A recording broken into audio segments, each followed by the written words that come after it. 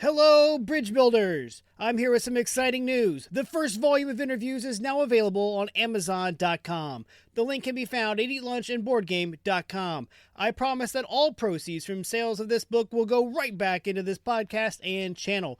Whether that is new and better audio equipment for the podcast, or video equipment for the YouTube channel, or even more games to review, the money will not be wasted. Click over to Amazon and get your copy of Eat Lunch and Board Game, the first course today.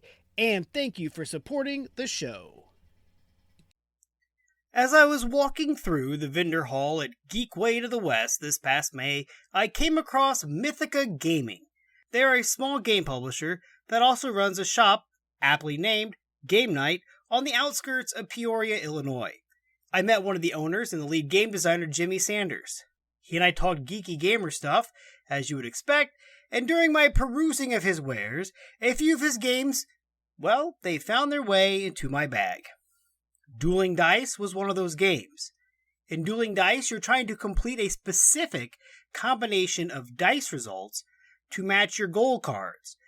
A goal card can be worth anywhere from 1 to 5 points, depending on how hard it is to complete. The first player to score 15 points or more is declared the winner. Part of what drew me to Dueling Dice is the tagline on the box: a strategy game for people who like rolling dice.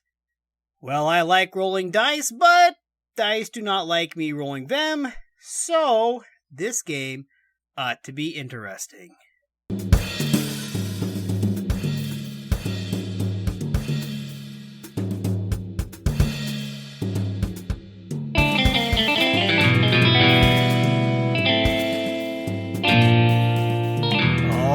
Welcome back to Eat Lunch and Board Game. I'm your host, Adam Collins, and let's take a look at the rule clarity for Dueling Dice.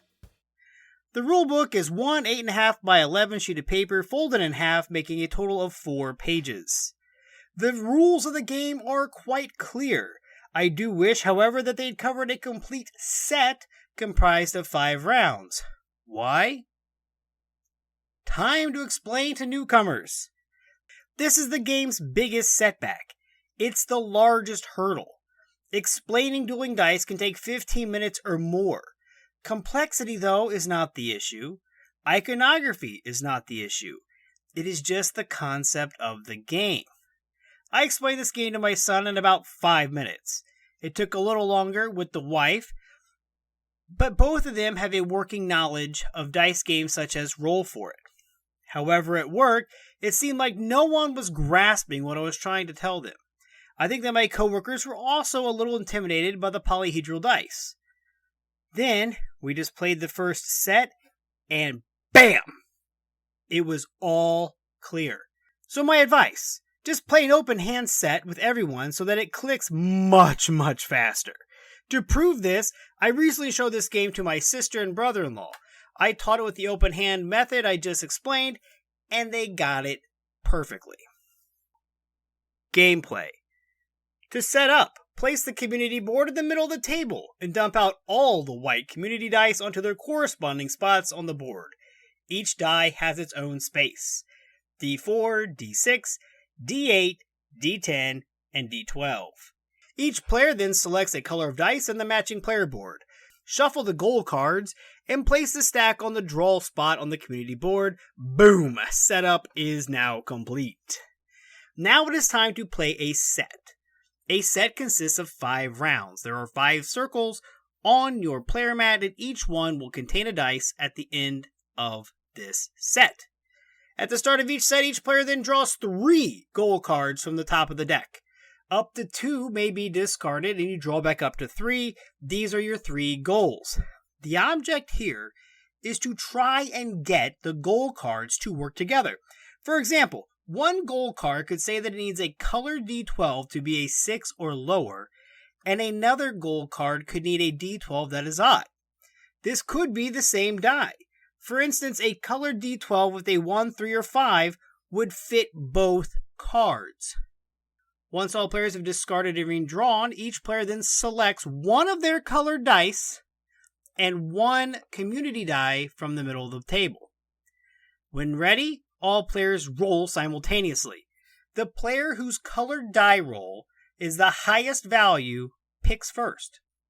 In the case of a tie, tied players re-roll and then the higher number goes first. After the first player selects a die, play continues clockwise.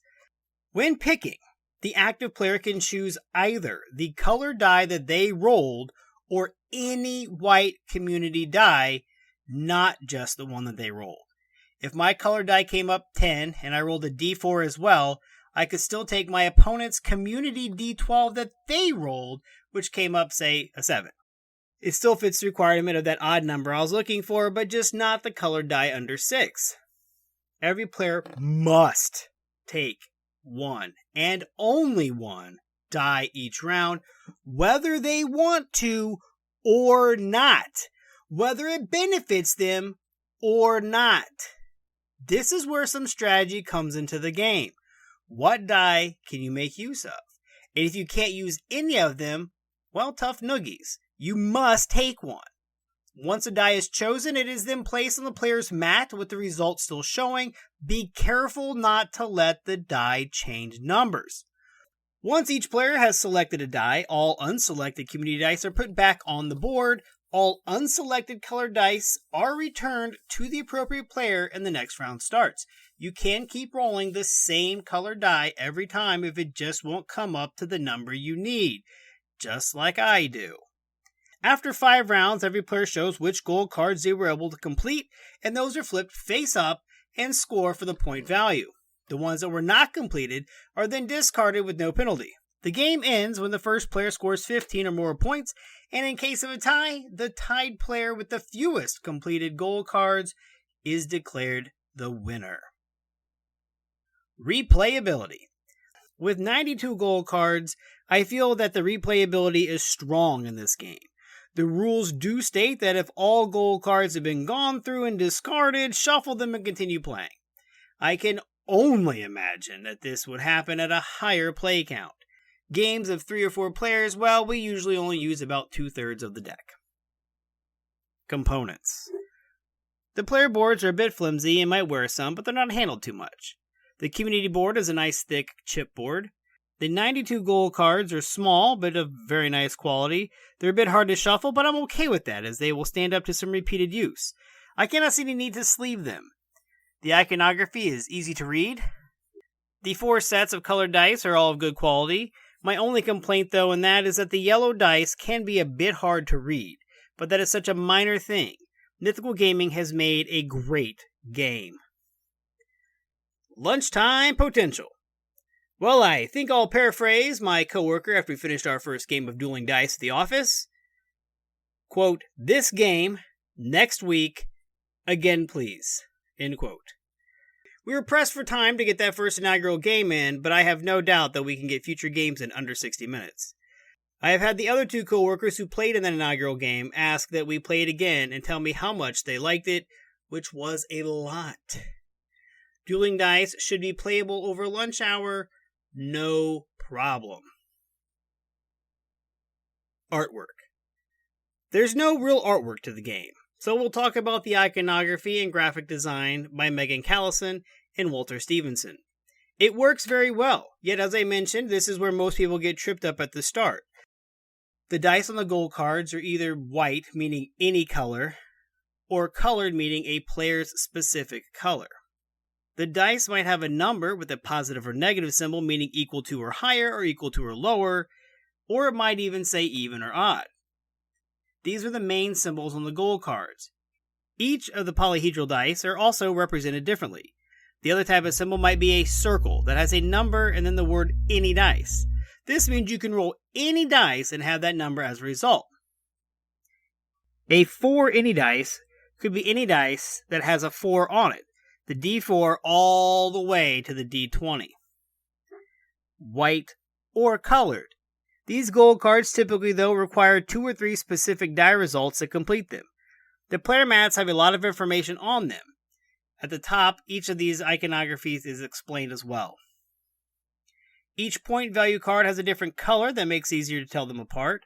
All in all, once the symbols are understood, which, like I said, takes 1 full set of dueling dice, it becomes an immediate hit.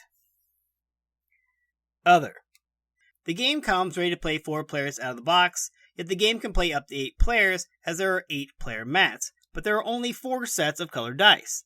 Mythica Gaming now sells a pack of supplemental dice off their website. This will add 4 additional sets for the 4 additional players, but not to toot my own horn here, but that was my idea. It might make a tight fit in the box, but if you try hard enough, you can stuff that whole game in the box. Bang for the buck. The base game is $49.99 right off the Mythica Gaming website, which is www.mythicagaming.com and linked in the show notes. While that does seem a bit pricey, keep in mind that Dueling Dice comes with 72 polyhedral dice. That is a lot of dice. And the extra pack is only an additional $15. So for $65, you can have a game that can play 8 players. That is a good deal.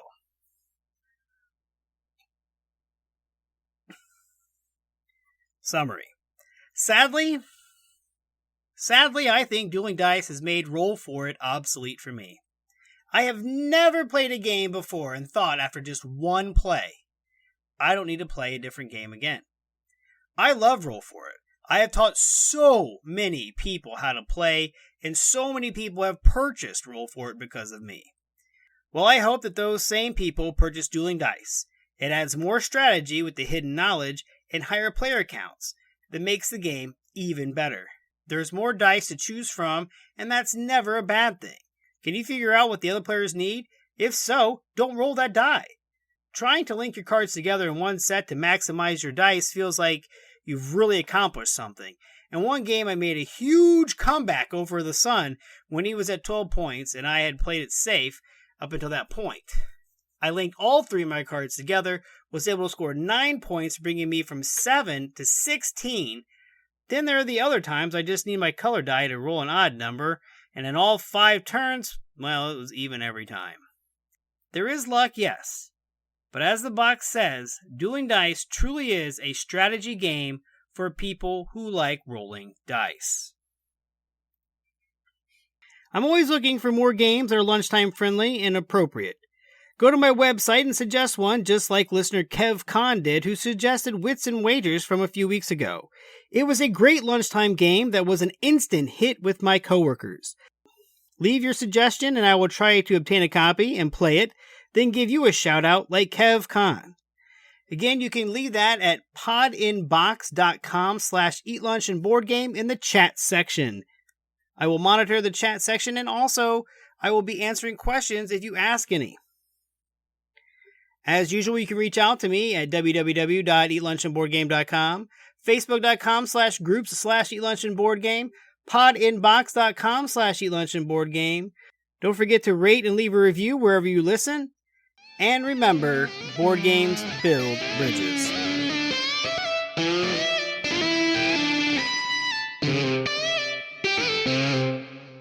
When you're gaming, why not be comfy? Go over to supportplayer.org. Click on the cards, pieces, and dice to get some merch. These t-shirts are some of the most comfortable I have ever worn. That's supportplayer.org, and there's a link on eatlunchandboardgame.com.